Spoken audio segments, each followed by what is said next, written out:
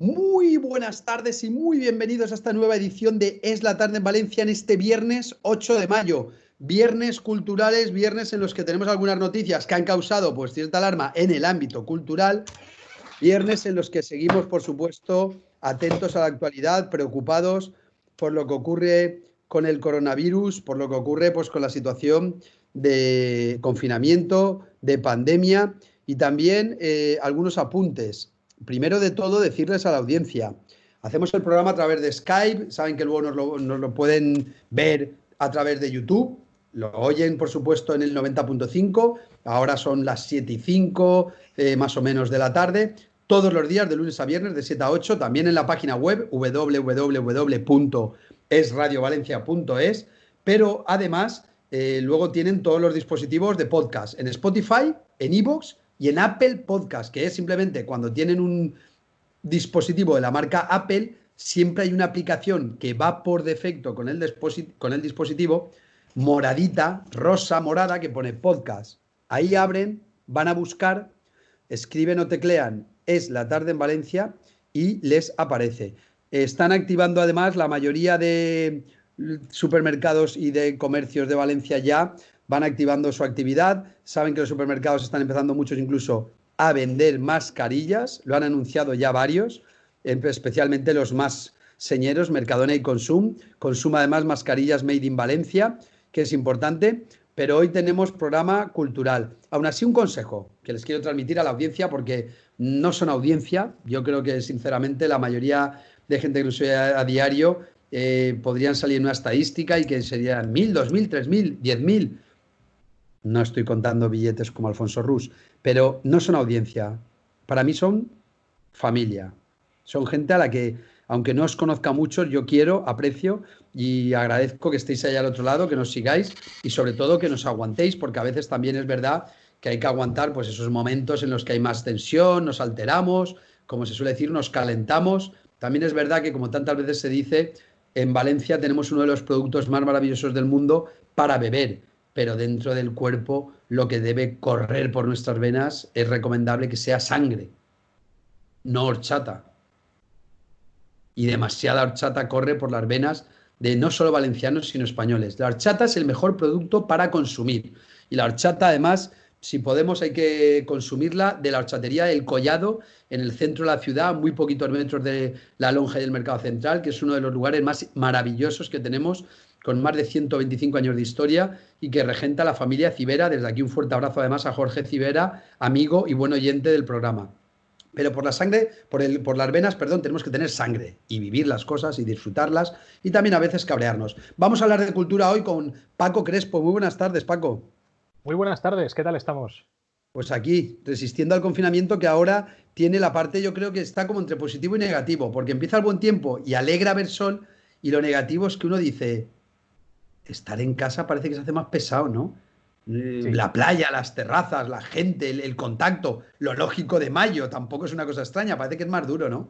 sí, pero bueno, poco a poco vamos a tener cada vez un poquitín más de margen para movernos y creo que pronto podremos disfrutar bien o relativamente bien de todos estos lugares maravillosos que tenemos en Valencia, tomando las precauciones que se nos recomienden, eso sí, siempre, pero seguro que pronto ya tenemos un poquito de margen.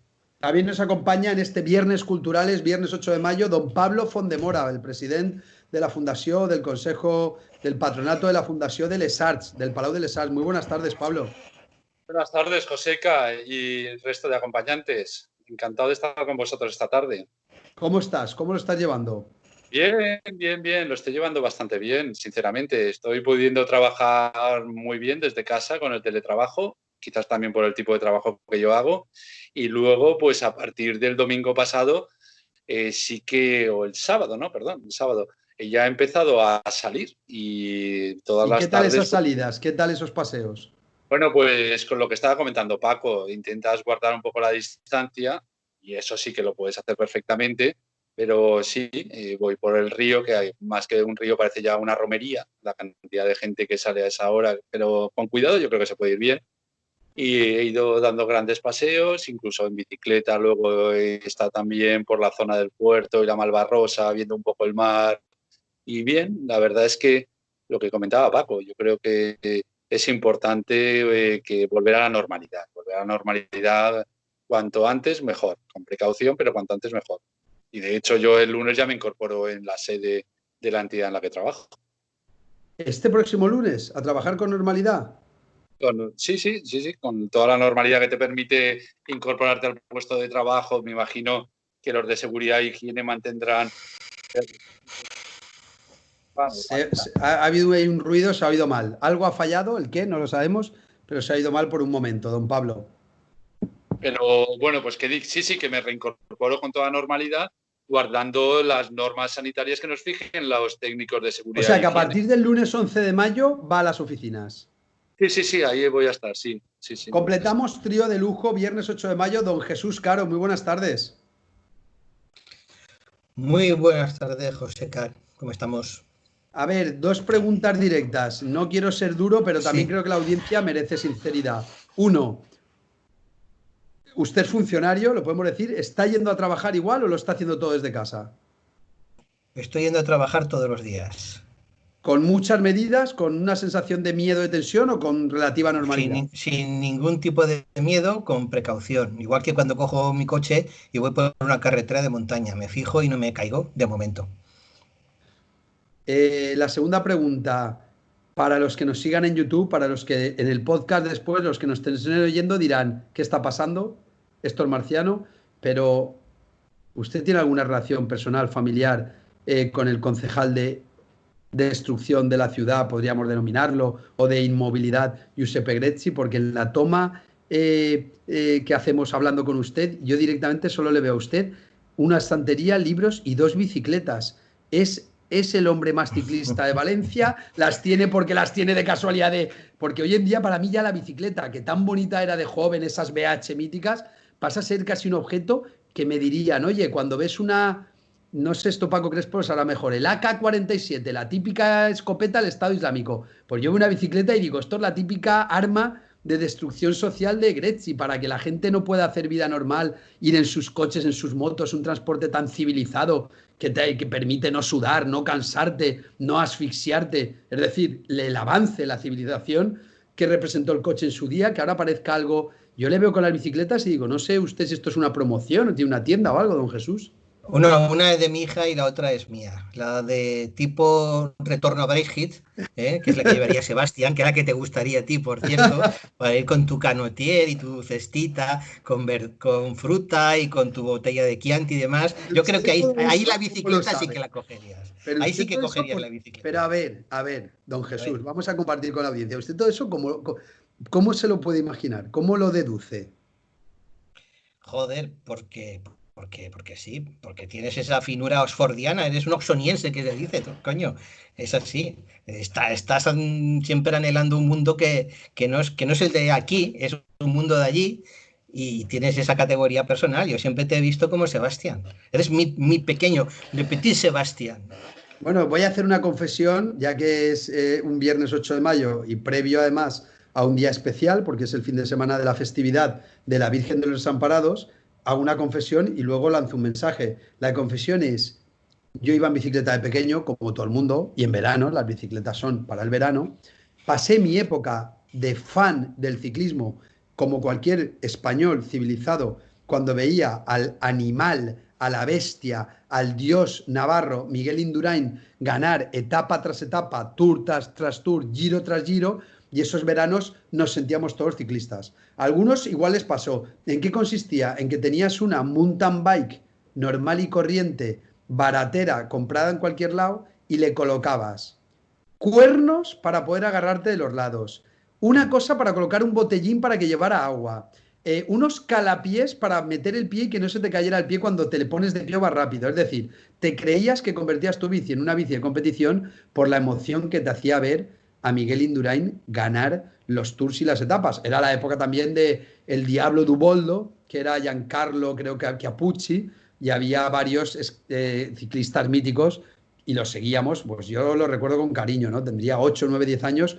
y era estar viendo el Tour, 35 grados, 4 y media de la tarde, y a las 5 menos 5 menos 6 tenía que cambiarme rápidamente y me iba corriendo porque tenía clase de tenis a las 5 de la tarde. Y nos colocaban además en aquella época por horario de joven a mayor. Los más mayores iban más tarde, ya con menos calor, y los jóvenes, que nos daba igual todo, los pequeños, a las 5 de la tarde teníamos clase de tenis.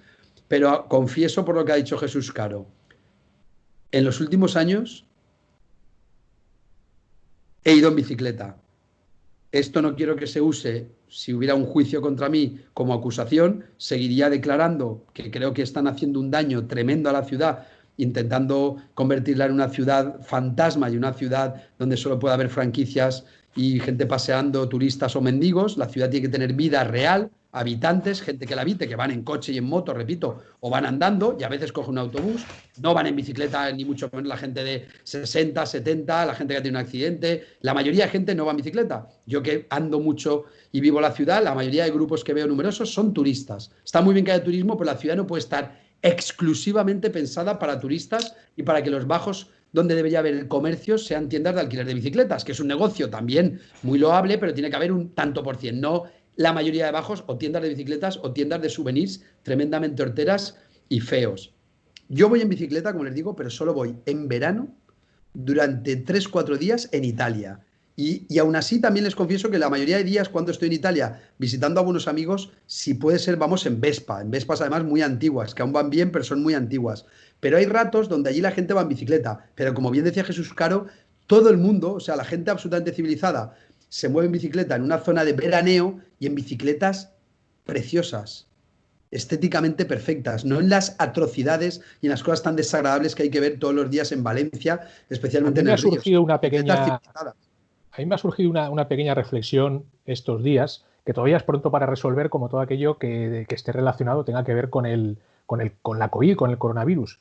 Y es que de ahora en adelante, ya sea por miedo de las personas o porque sea necesario recomendarlo, si el transporte público va a tener menos afluencia, porque no puede llenarse, el metro, el autobús, y por lo tanto la gente se ve obligada a coger más el coche, aquellos que no lo cogieran para ir en autobús o en transporte público y ahora tengan que volver a cogerlo, aumentarán más todavía los problemas de tráfico en Valencia después de haber perdido carriles. ¿Será así? Absolutamente, claro. Vamos a hacer, si les parece, el momento de silencio, de respeto, de recuerdo a las víctimas. Seguimos y así no nos vamos completamente el horario. Como siempre, señal de duelo, señal de cariño, señal de recuerdo. Al final, como tantas veces les digo, señal de acordarnos de tantos y tantos, ya más de 26.000 víctimas que no están con nosotros, que se han ido, familiares, amigos. Casi todos tenemos, yo creo, algún caso cercano. 26.299 víctimas. Casos 222.857. Recuperados 131.148. Pero bueno, aquí hablar de recuperados, entre comillas, yo creo que es menor. Es lógico que muchos se recuperen. Lo lógico sería que hubiera muchos más recuperados. Es una barbaridad el número de víctimas y desde la tarde en Valencia siempre les rendimos estos minutos de homenaje, de sincero cariño, recuerdo y elevamos una oración por su alma.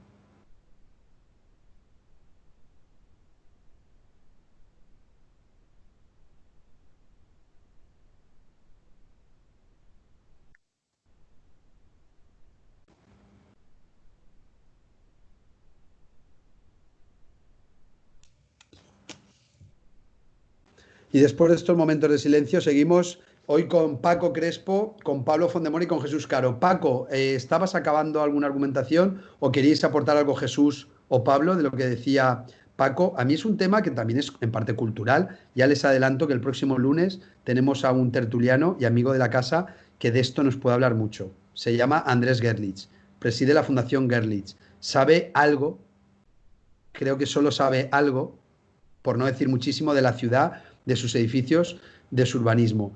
¿No creéis que también era un buen momento para que el ayuntamiento dijera en una señal de cariño, de cercanía, nos olvidamos de todas nuestras clásicas barbaridades, que las seguiremos o las retomaremos en un año si no habéis sido lo suficientemente valientes y vigorosos para tirarnos de aquí, sea por las urnas o incluso sea físicamente de alguna manera, porque al final la verdad o el bien tendría que prevalecer sobre el mal, como sea. No solo puede servir que el totalitarismo, Hitler, y de esto sabe mucho Paco Crespo, que siempre lee muchos libros y nos habla del nazismo, pues llegó democráticamente. Oye, como han llegado democráticamente, que nos maten a todos, pero es que los hemos votado. No, en algún momento habría también que saber quizá eliminarlos o quitarlos, apartarlos, pero habría sido lógico que hubieran dicho, este proyecto ahora se para porque fomentar el comercio y la movilidad particular por el tema del virus y demás es prioritario. Entonces no tocamos nada, simplemente no tocamos nada. No han tocado, no todo, todo y más, mucho más de lo que nos imaginamos. Que hay mucha gente que por suerte para su salud mental aún no han recorrido el centro y si no ven nada, ni vengan, ni lo vean, ni se preocupen, porque querrán llorar, vomitar o bueno, igual quieren hacer otras cosas que no estaría mal, pero es tremendo el destrozo de la ciudad. Es dejarla solo para que los domingos, cuando no hay nada que hacer, o para que todo el mundo esté en paro, cobre una paga y de un paseo, pero para que no haya vida real, para que no haya vigor, para que no haya comercios, para que no haya restaurantes, para que no haya gente que va en coche y aparca en un parking, pero va en su coche. Es que realmente determinados a hacer esas acciones de reorganización de la ciudad, ya sea urbana, tráfico, peatonalizaciones, etcétera, si un ayuntamiento está determinado a hacerlo, la verdad es que ahora es el mejor momento para que lo haga, cuando hay poca gente en la calle, poco tráfico, el control de la sociedad, claro. Se van a causar menos molestias, ¿no? Es decir, puestos a hacerlo, si lo han de hacer, el mejor momento para hacerlo era este.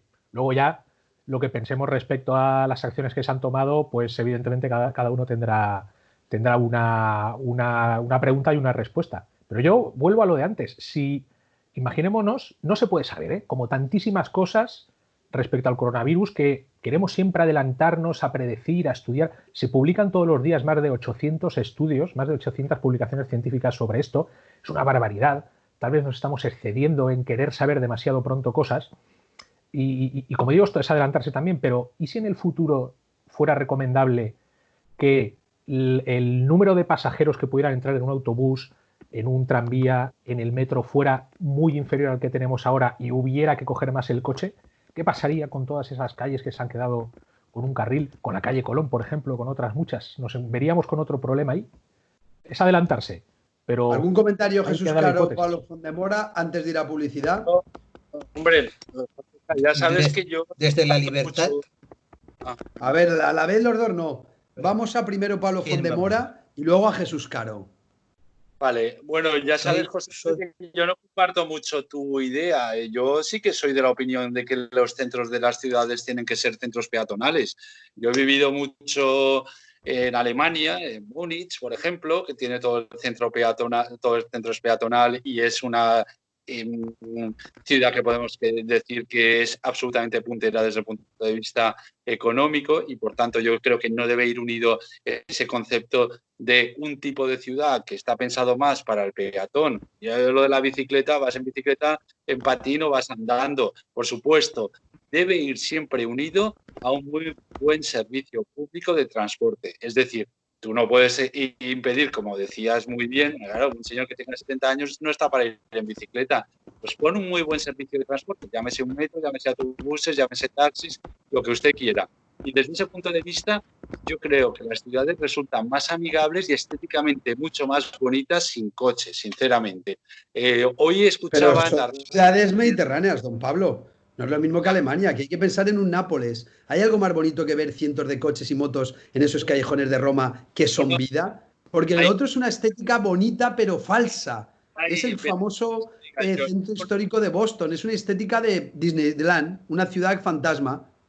No sé, yo creo, mira, yo hoy escuchaba también en la televisión, tampoco es que conozco muy bien la noticia, pero que el alcalde de Madrid, que es una persona a la cual yo respeto bastante porque creo que está gestionando bastante bien todo este problema sanitario brutal que tiene Madrid, José Luis Martínez Almeida, ha dicho que va a hacer peatonalizar un gran número de calles del centro de Madrid. Y eso ya no es una tendencia estrictamente política, sino es una manera de concebir la ciudad de forma distinta. Es verdad que se tiene que tener respeto, primero, a la gente que trabaja, sin lugar a dudas, a la gente que se gana su vida y que tiene sus negocios en el centro de la ciudad y que al fin y al cabo son los que dan la vida también a la ciudad y a los vecinos que viven ahí. Pero dicho lo anterior, si eso se puede compatibilizar, yo soy de la opinión de que las ciudades tienen que tener más zonas de se evite la entrada de los coches. Sinceramente, que se esté haciendo ahora, bueno, puede pensarse que hay alevosía y premeditación. También puedes pensar lo contrario. Puedes estar pensando que es el momento que menos vas pero hay que ser un alma cándida, don Pablo Font-de-Mora. Yo creo que, como he dicho alguna vez, la personificación del diablo, del demonio del mal, que casi la encarna el concejal de inmovilidad, no puede haber nunca una actitud bondadosa ni cercana. Yo creo que están intentando infligir un daño brutal, están destrozando. A partir de la semana que viene empezamos ya la campaña a favor de Valencia, de Ciutat Bella, sobre todo del centro histórico, de los comercios. Están aterrorizados, asustados, están aniquilando todo. Los mejores comercios de Valencia, la mayoría cerraron, viven pocos, el mercado central está asustado. Oseca, yo ya con eso termino mi intervención respecto a este tema. Pero mira, en los años 70, el Río quería que fuera se quería que fuera una autopista, cuando todavía era la época de Franco, antes de que falleciera. Sí, un proyecto dictadura que conectara directamente con el puerto. Pues qué bien que no se hiciera y qué bien que se recuperara el río como es hoy en día y con los jardines que tiene y con los sitios de esparcimiento que tiene. Yo creo que es quizás lo mejor que tiene Valencia hoy en día. Y si hubiéramos ido lo que se quería en ese momento, que se veía que económicamente interesaba que estuviera unido y que el puerto de Madrid fuera Valencia, hoy en día aquí en la Alameda lo que tendríamos sería una autopista por debajo que te llevaría directamente al puerto. Pues eso es una barbaridad. Entonces, que sea acertado o no, pues el tiempo lo dirá, sinceramente. Que las ciudades ganan siendo peatonales, creo que ganan siendo peatonales. Lo que pasa es que eso sí, tienes que dar un servicio público. Y es lo que antes comentaba, cuando tú vas a la Marienplatz o vas a la Staatsoper de Múnich, pero tienes vas 4 días, que te Pablo. El ejemplo de los de fuera es que lo visitamos una semana, no vivimos allí. Sí, pero la gente que vive allí, yo no creo que allí tengan revolución de que la gente se eche a la calle. No, pero es otra cultura, no, pero aquí, por ejemplo, vamos mucho en nuestro transporte privado, que es infinitamente más cómodo. Transporte público, para la mayoría de gente, yo creo que es muy civilizado, es algo accesorio. Lo coges si no tienes otra solución, pero nunca es lo más cómodo, porque al final es más problemas, como ahora se sabe, de contagios, de suciedad, esperarte 20 minutos a que llegue. Valencia muchas veces en una moto no andando, sí que la cruzas en 20 minutos. Y a veces esperar 20 minutos a que llegue un autobús, ya habrías llegado a tu casa. Es canalla. Yo que he ido mucho en autobús, yo que sé lo que es vivir en un barrio de la ciudad, porque lo sé, y estudiar en la otra punta, que es Los Naranjos, que es la facultad, que es la Universidad de Valencia, tardas más de una hora en cruzar la ciudad en autobús, cuando en moto tardas igual 25 o 30 minutos, porque tampoco vayas muy rápido y en hora punta ya un poco de atasco. Entonces el transporte público sigue siendo una cosa tremendamente dura, cruel, canalla, muy bonita para viajar, ir 4 días en el metro de Londres, que a mí me fascina, porque es como muy snob. Pero aquí es una maravilla. La grandeza de Valencia, que todo el mundo dice qué cómoda es, siempre ha sido, yo creo, por moverte libremente y llegar a los sitios. Si te tienes que mover siempre en transporte público, más cómodo será Madrid o incluso Nueva York, que el metro irá cada 2 minutos habrá uno. Aquí diremos que haya un metro como el de Nueva York y entraremos en la contradicción de que si no tienes 11 millones de habitantes, no puedes emplear ese presupuesto y tener un metro cada 2 minutos. Tienes que entender que hay que esperarse a veces 20 minutos a que llegue, porque al no haber tanta población no puedes gastar, no puede haber ese gasto público en metro. Pero entonces pues no me recorte la posibilidad de que me mueva por mi cuenta. Si yo entiendo que no haya que gastar tanto y no haya tantos líneas de autobús ni tanto servicio, porque es una barbaridad de gasto, que parece que la clásica reivindicación es que todo sea peatonal y que el transporte público sea el mejor del mundo. En cada casa haya un autobús, una lanzadera, un coche, un taxi que te lleve de puerta a puerta. Eso es imposible, eso es carísimo. Es más barato, más cómodo y absolutamente más favorable a la libertad, que haya menos lío de transporte público, muchos más carriles y más movilidad. Yo lo he dicho siempre y no me cansaré de decirlo, y además atacaré siempre hasta el río, que es un pulmón verde de la ciudad. He de confesar que yo prácticamente no voy nunca, y es un sitio que a mí para pasear me da miedo porque te pueden atracar, te puede pasar algo, y para hacer deporte, que a mí eso de correr me horroriza, mucha gente tampoco va. Al final practicas un deporte, vas a una pista, juegas en algún sitio. Lo que pasa es que así estamos, el río lleno y 10 millones de votos el PSOE y Podemos. Hacemos una pausa publicidad, volvemos. Este tema no he querido meterle en fregados a mi buen amigo Jesús Caro. Hace un poco de, ¿cómo se dice esto? Yo alego, ¿no, Jesús? ¿Cómo se diría? ¿Cómo podría decir usted de no participo? Yo alego a mi derecho a no declarar, ¿no?, sobre este tema. Me acojo a mi derecho a no declarar contra mí mismo. Eso. Pausa, publicidad y seguimos. Paco Crespo, Pablo Fondemora, Jesús Caro, y volvemos, que queda un gran parte del programa con cultura y con muchos líos que hay también en el ámbito cultural. Gracias a Emilio Navarro en el control técnico y la realización. Sean ustedes, y ya casi son ya las 7:30, bienvenidos. Y después de estos breves consejos publicitarios, seguimos aquí en Es la Tarde en Valencia. Pablo Fondemora o Jesús Caro también. Esta noticia que ha salido hoy, no sé si saben algo, porque la verdad es que a mí me ha llegado, me la han enviado, la he leído, pero ha sido un poco como revolución. Mi compañero, bueno, lo conozco y además sé que es un gran profesional, Carlos Garzán, el jefe de Cultur Plaza en Valencia Plaza, y Álvaro García de Vis titulaban Debacle en el Palau de la Música. El Tribunal Superior de Justicia declara nulo el nombramiento del director. Que hay una foto de su director. ¿Sabe algo de qué ha pasado o por dónde van los tiros o de qué va esto? Jesús, ¿quieres contestar tú? ¿Contesto yo? Bueno, yo puedo contestar genéricamente y dejo aquí el punto para los que conozcan más el caso. Sí. Habían reclamado su nombre. Si alguien ha establecido unas bases para efectuar una selección y la decisión del tribunal no respeta esas bases, lo normal es que se declare el nombramiento como tal nulo de pleno derecho. Y no sé nada más realmente qué ha pasado ahí. Pero a veces, si se establece un requisito, no algo valorativo, sino un requisito, la falta del cumplimiento de ese requisito da al traste con el nombramiento. Y ya no sé qué ha podido pasar en el caso. Claro, que puede ser un tema formal a veces, por una pura formalidad, ¿no, Pablo? A ver, evidentemente yo no estaba en el tribunal en ese momento de elección, pero sí que me he informado un poco y lo que sí que he visto es que se llevó un procedimiento concurrencial, libre, transparente en principio, etcétera.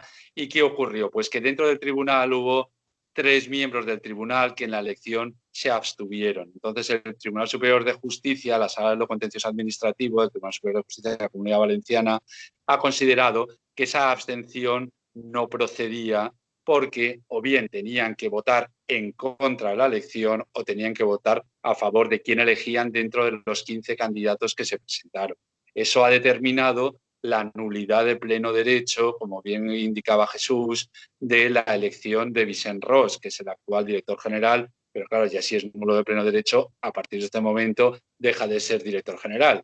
Y como bien sabéis, los que sois de derecho, quod nullum est, nullum effectum producit, que sería que lo que es nulo no produce efecto alguno, con lo cual deja de ser inmediatamente director general, porque además se le había prorrogado el nombramiento por 3 años desde junio del 2019, con lo cual habría que retrotraerse ab initio y, en consecuencia, la designación de Vicent Ros es nula de pleno derecho. Eso no significa que, y si es nulo de pleno derecho, evidentemente no se puede subsanar, no es un acto subsanable. Eso no significa que no se pueda de nuevo realizar un nuevo concurso donde se vuelva a presentar Vicent Ros y el resto de los participantes que lo hicieran en su momento y vuelva a salir Vicent Ros elegido. Pero sí, pero que al menos se evite ese procedimiento nulo por razones estrictamente formales. Y le pregunto, Pablo Fondemora, ya que está explicando esto, ¿cómo está, o si nos puede contar algo? Hay cosas secretas, ¿no? Pero bueno, a ver si es público todo. Porque yo lo digo, no pasa nada, la gente también lo tiene que saber. El otro día estuve conversando un rato, lo conozco y tengo buena relación, y me comentó que él estaba ya intentando, pues él estaba yendo al trabajo y estaba buscando la normalidad en la medida de lo posible con el director artístico del Palau de les Arts, con Jesús Iglesias, que para los que no conozcan o no sepan quién es es uno, si no el mejor, pero de los mejores profesionales que hay en el mundo, yo creo ahora mismo en ese trabajo. Y lo tenemos aquí en Les Arts. Pablo Fondemora, como presidente de Les Arts, ¿cómo tenemos más o menos Les Arts? ¿Se plantea pues una reapertura, me imagino ya de cara a septiembre-octubre? ¿No? ¿Han hablado algo? ¿Cómo están? Fíjate, José, que hoy hemos tenido reunión en Consellería para tratar este tema, porque Sí. ya, bueno, un poco en la desescalada que se ha planteado y las distintas fases, nosotros entraríamos en lo que es la denominada fase 2, ¿no? Donde se permite ya la apertura de los cines y los teatros, y en este caso consideramos a Les Arts un teatro, evidentemente un teatro de ópera. Entonces, en la fase 2 podemos ya empezar a realizar conciertos con una cobertura del 30% del aforo del teatro.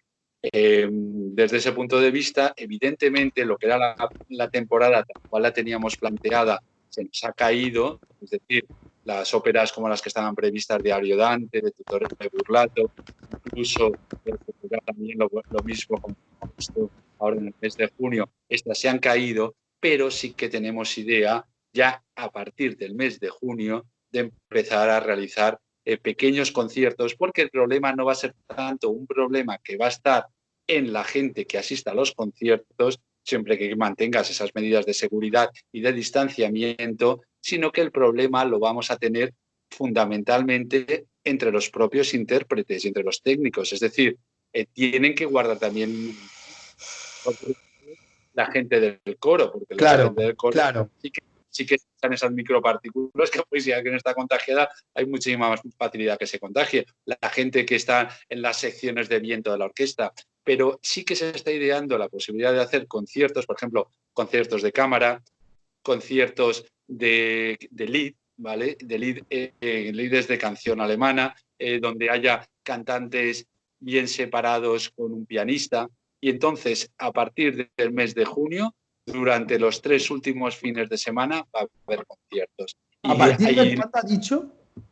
De junio, dentro de un mes y medio. Salvo que. Nene. Bueno, eso suena muy bien. Don Jesús Caro, ¿qué nos puede contar?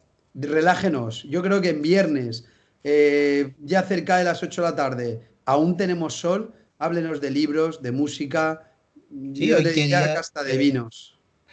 Quería celebrar con todos vosotros, ustedes, que decían los andaluces, el 75 aniversario del final de la Segunda Guerra Mundial, pero yo quería saber quién iba con los alemanes para yo llevar la contraria o viceversa, ¿eh? Porque a mí lo que me gusta básicamente es discutir.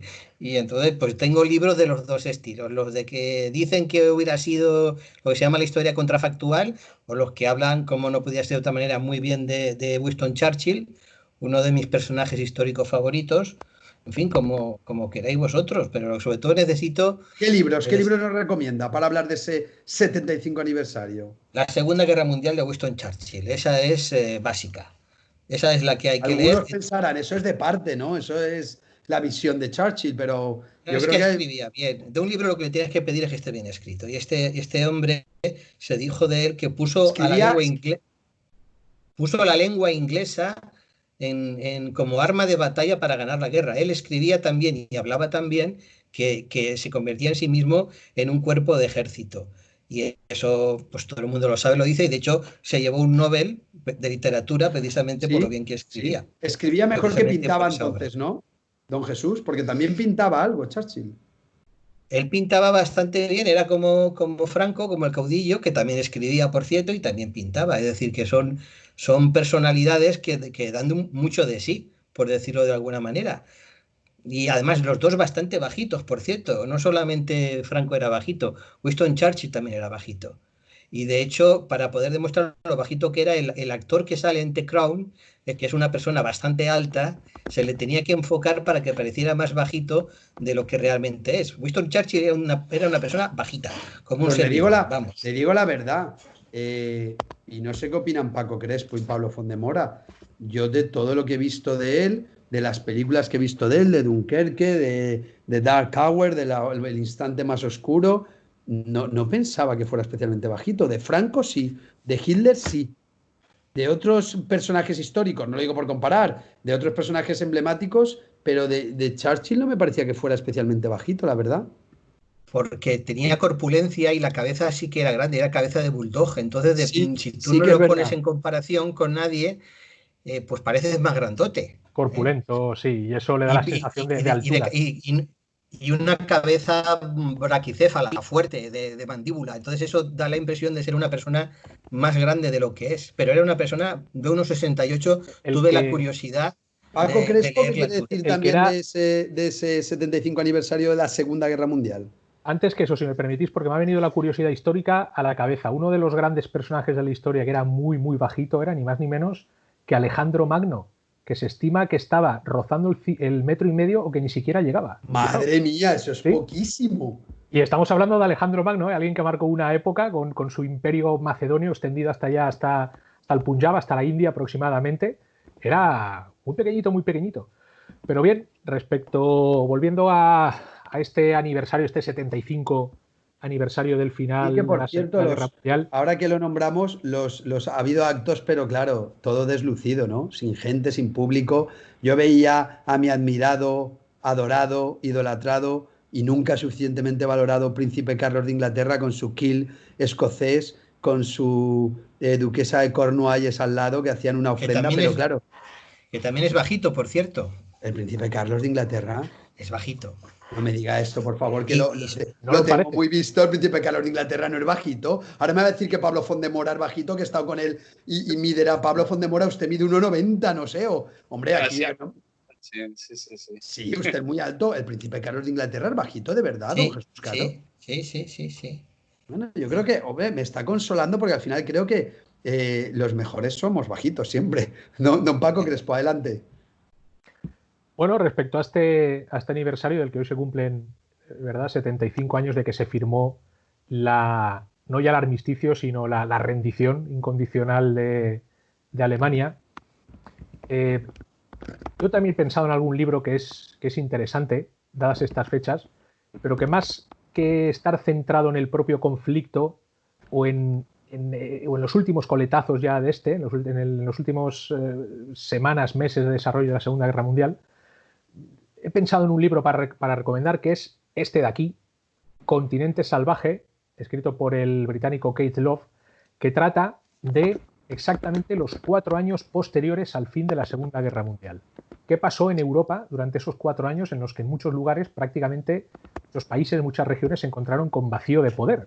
Es un periodo del que no se ha escrito en exceso. Generalmente se escribe siempre más, por supuesto, sobre la propia guerra o ya prácticamente la historiografía a partir de ahí ya empieza a hablar del desarrollo de la Guerra Fría y luego ya después de la construcción del muro de Berlín, por supuesto. Pero este periodo, 1945-1949, relativamente poco estudiado, en este libro de Love queda muy bien retratado en qué se convirtió aquella Europa, en la que, como digo, en muchos lugares hubo vacío de poder y se produjeron sucesos muy lamentables, como puede ser, por ejemplo, el hecho de que en algunos países a los judíos que volvían de los campos de concentración, que sobrevivieron y volvían a casa, esto fue muy frecuente en Polonia, no se les quería y se les expulsaba, incluso se les llegaba a agredir. Se dio en el año 1946 en la ciudad de Kielce un pogromo muy grave en el que murieron, en el que se asesinó a más de 45 judíos porque no los querían allí, una vez habían vuelto de los campos de concentración. Esto es uno de los capítulos que recoge el libro. ¿Cuál era la explicación a esto? También se dio en otros países, también, no solamente en Polonia. Pues que una vez los judíos fueron capturados y enviados a campos de concentración, sus propiedades fueron ocupadas, usurpadas, se puede decir, por el resto de población, de vecinos, al fin y al cabo. Y cuando los judíos volvían a recuperar sus hogares, se encontraban muchas veces, claro, con una negativa rotunda a devolverles las propiedades. Y esto trajo muchos problemas, tanto que fueron muchos más los judíos de origen polaco, judíos que habían nacido y vivían en Polonia durante la guerra, que al acabar la Segunda Guerra Mundial prefirieron emigrar a Alemania, ojo, a Alemania, porque allí ya había mucha más seguridad para ellos que en Polonia. Es un dato muy curioso. Otras cuestiones que recoge este libro son casos casi desconocidos, como una guerra civil que se dio en Grecia nada más acabar la Segunda Guerra Mundial. Fue una guerra civil que duró prácticamente hasta 1949-1950. Una guerra entre facciones comunistas y facciones conservadoras monárquicas que estuvieron en conflicto durante muchos años. Es algo poco conocido y ocurrió Sí. a raíz, es decir, una vez terminó la Segunda Guerra Mundial. Es decir, el fin de la Segunda Guerra Mundial no fue para muchas regiones de Europa el fin de las penalidades. Comenzaron No otros fue, tipos no de fue la penalidades. llegada de la paz, ¿no? Hubo luego unos tiempos convulsos y difíciles. Exactamente, así fue. De ahí el título de este libro, Continente salvaje.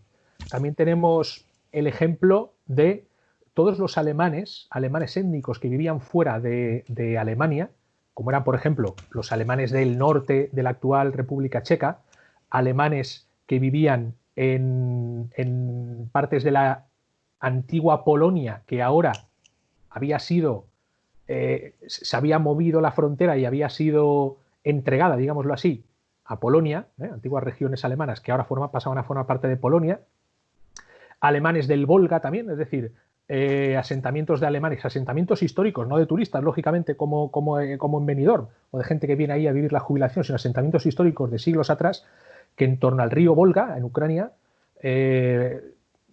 tenían sus asentamientos étnicos alemanes. Todos estos alemanes fueron devueltos a casa, fueron transportados, fueron deportados a Alemania en trenes, en carros, como fuera, fueron expulsados de sus viviendas. Y eso fue un drama también porque fueron cientos de miles de alemanes que, como consecuencia de las acciones de su gobierno, de las cuales no tenían por qué haber sido cómplices todos necesariamente, fueron directamente expulsados de la propia ciudad de Praga, de muchos lugares como Croacia también, donde había asentamientos históricos de alemanes.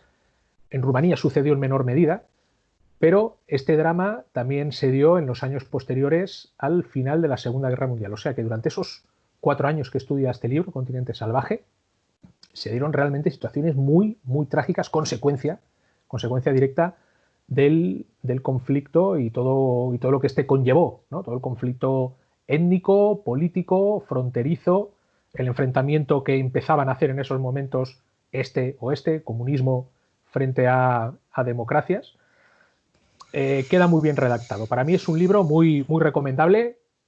Ahora Ahora está fenomenal porque nos habéis celebramos recomendado la parte de la guerra mundial en sí o el relato de Churchill y luego ese post Segunda Guerra Mundial que, hombre, ahora que incluso estamos en esta pandemia y se habla de paralelismos, ayer de hecho lo decían estos mismos micrófonos, en Es la tarde en Valencia, Fernando Catalá decía, si me dan a elegir entre una guerra y lo que estamos viviendo en casa, con comida, con internet, con poder escuchar los programas, nosotros poder hacerlos a través de una plataforma como Skype, me quedo con esto, como diciendo, dentro de lo malo y de la tristeza y de lo duro que está siendo en la economía y en las vidas de miles de españoles, pero aún es mucho más duro, cruel y tremendo una guerra, ¿no? Hombre, pensemos en el cerco de Sarajevo, sin ir más lejos. 4 años cercada por tropas serias, serias no, serbias. Sarajevo sabemos que es una ciudad que está rodeada de colinas, bueno, o sea que es un lugar ideal para ser asediado, frecuentado por los francotiradores, como sucedía. Y ahí en Sarajevo estuvo la gente 4 años bajo bombardeos continuos, en cualquier momento, bajo la amenaza de los francotiradores, que mataron a centenares de personas directamente, con disparos desde las colinas, encarando las calles que eran adecuadas para ello. Imaginaos vivir así, además con la luz cortada, con el agua cortada, teniendo que ir a buscar algo de pan o algo de agua fuera de casa, con el riesgo que suponía que te matara un francotirador o una bomba o una granada que cayera, como sucedió en un par de ocasiones, o bien en la cola del pan o en un mercado. Solamente viendo ese ejemplo, yo creo que dentro de esta situación que estamos viviendo, que sí, que puede ser aburrida, pues no hay que hacerla más dramática, no hay que pensar que se nos va a acabar el mundo o que no podemos aguantar. Sí que se puede aguantar. Pensemos en casos como aquel, o el cerco de Leningrado, ahora que estamos con la Segunda Guerra Mundial. Lo mismo, donde la población Pablo se le mataba de hambre. Fondemora o Jesús Caro quieren decir algo, están en un silencio correcto, educado, pero pueden aportar, sea de este tema o con todo el cariño les digo, de lo que les dé la real gana, de actualidad, de si han visto una serie. Opino exactamente como Fran y Emil. A ver, y precisamente sirve para sobrellevar esto, leer cosas del pasado que evidentemente te enseñan, porque eso es el término de comparación que te tiene que serenar por fuerza. Cualquier tipo de las guerras que tú has citado, incluso guerras en países donde se supone que ya habían pasado las guerras, como la guerra de la antigua Yugoslavia. Yo lo que quiero llamar la atención es que las ideologías y los principios los carga el diablo.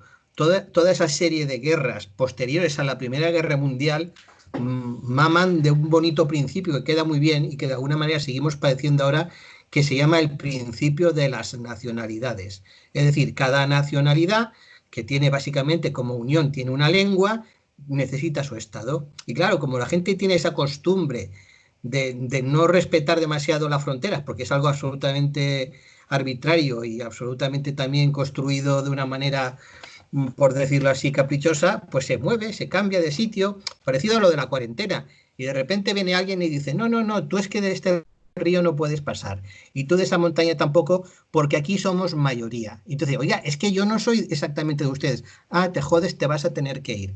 Eso vale para los alemanes de los Sudetes, para la gente de la Prusia Oriental, para los italianos que estaban en la zona mezclado con Austria también. En fin, que esto de decir tú no eres del pueblo este, que este es el pueblo que mola, que tú no eres nada, el pueblo lo es todo, por cierto, una pintada horrible, de alguien que se cree que es muy de izquierdas y realmente está con esto definiendo la esencia del fascismo y se cree que es de izquierdas con esa palabrita de tú no eres nada si no eres tu pueblo. Está por ahí por la zona de la ¿Qué lonja. quería decirnos Pablo Fondemora? Yo, si me lo permitís, efectivamente también es un tema que me gusta mucho, el tema de la Segunda Guerra Mundial y su generación, bueno, en general toda la historia del siglo XX, pero sí que recomendaría, me imagino que tanto Paco como Jesús lo conocerán, pero por si no lo escuchan, no lo saben los radioyentes, un libro bastante interesante que son las memorias de Albert Speer, donde el que fue el ministro, primero el arquitecto, el que diseña todo el nuevo Berlín, y luego fue Ministro de el Armamento. ministro de Armamento, que Todd fallece en un accidente aéreo. Pues en las memorias de Speer sí que se ve toda la evolución desde lo que es el nacimiento, no el nacimiento del nazismo, pero sí la subida al poder del nazismo, fundamentalmente pues desde 1930 más o menos, hasta luego lo que es la caída, el hundimiento, ¿no? Más lo escribe Speer en la cárcel de Spandau, cuando está allí recluido después de los juicios de Nuremberg, y es interesantísimo. Esto está en un libro que yo siempre recomiendo porque es apasionante. Luego otro libro interesante que yo son las memorias de Schellenberg. Schellenberg era pues, el jefe de todos los servicios secretos de las SS. Dependía directamente de Heydrich y posteriormente de Kaltenbrunner, y son interesantísimos. Que bueno, habla de en Madrid, de cómo se movía, de cómo conoció a Coco Lo Chanel. oímos bien, pero no lo oímos del todo bien. Ahí hay un poco, ¿no? A ratos se le va un poco el sonido. Pero ha dicho las memorias de Albert Speer, que eso se ha oído muy bien y lo ha explicado magnífico. Y ahora estaba hablando también de otro libro. De Schellenberg, ¿no? Schellenberg, que era el responsable de los servicios secretos del nazismo, ¿no? Dependiente directamente de las SS, de Heydrich y luego de Kaltenbrunner, y lo interesante que es también por cómo transmite sus experiencias en el París ocupado, en el Madrid ya después de la posguerra, de la guerra civil o la posguerra a partir del año 39. Y luego ya con eso termino. Vinculado con esto, lo he pasado muy bien esta época del confinamiento viendo dos series que no son de la Segunda Guerra Mundial, pero que están íntimamente unidas a la Segunda Guerra Mundial. Una de ellas es Unorthodox, que me imagino que la habréis visto, de Netflix, que es sobre una comunidad judía procedente además de Hungría, son judíos ortodoxos procedentes de Hungría que salen de toda la SOA, de toda lo que es el exterminio, ¿no? Y llegan a Estados Unidos, se establecen en uno de los barrios de Brooklyn. Y bueno, y no voy a hacer spoiler, pero es una serie excelente. Es alemana, aunque tiene una parte en Alemania y otra, una parte en Estados Unidos y otra parte en Alemania, y es una serie excelente. Y luego otra que me ha divertido muchísimo, aunque es una locura y es una rayadura, y que está en Amazon Prime, y se llama Hunters. Y es de una serie de una organización judía que se dedica a cazar a aquellos nazis que llegan a Estados Unidos, fundamentalmente a científicos, etcétera, pero esta es más rayadura. Unorthodox me parece bastante más seria, pero para pasar un buen rato, Hunters está muy bien porque además el jefe de los judíos que cazan nazis es Al Pacino y lo hace francamente bien. Entonces sí que quería estas dos aportaciones comentarlas. Sí. Bueno, se nos está... Ahí, brevemente, si Paco, permites, porque Joseta, tenemos que acabar con Jesús hoy.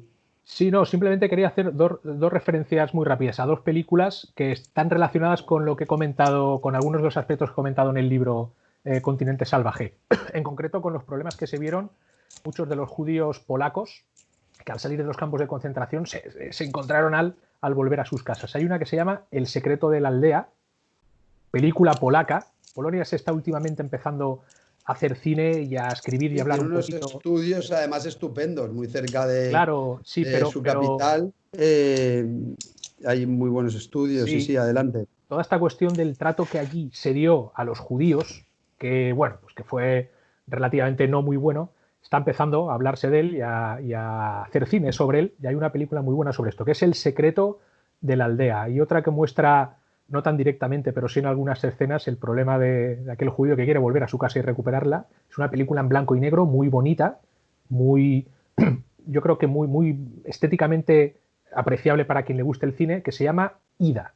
Es el nombre de la chica, de la protagonista, y aparece también alguna de estas escenas en las que se ve el problema, la problemática del judío que al volver se encontraba con que su casa ya no era la suya y nada había que hacer. Se nos va el tiempo, tenemos que acabar. Viernes 8 de mayo, Viernes Culturales, es Radio Valencia.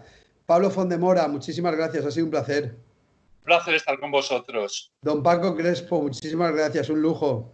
Un lujo estar con vosotros. Y Jesús Caro, ¿qué le parece si acabamos con Il cielo in stanza de Gino Paoli? Sí, por favor, porque es una canción maravillosa y que yo dedico personalmente a todos los que hayan sido flechados por el amor en tiempos de cuarentena o bien hayan continuado con amor con la persona que ya tenían al lado, pero si han tenido además la suerte de trabar amores en tiempos difíciles, ole por ellos.